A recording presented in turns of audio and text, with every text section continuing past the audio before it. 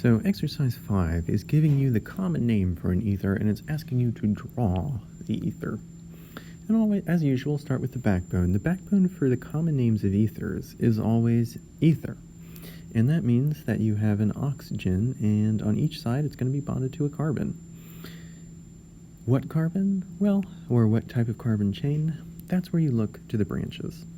So here, our first carbon chain, our first branch is F.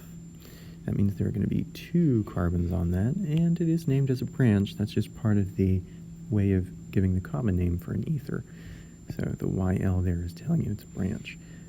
So because you have an ethyl there, it's going to be 1, 2 carbons on that side. For the other branch, the prefix is meth. And that means that that branch only has 1 carbon. And because after that comes a YL, you know that it's a branch coming off of the oxygen backbone.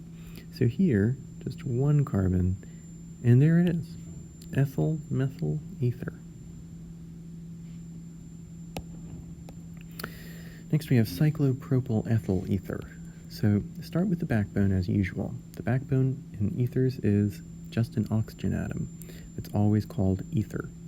And we know we'll have a carbon on each side. What type of carbon? Well, that's given by the branches.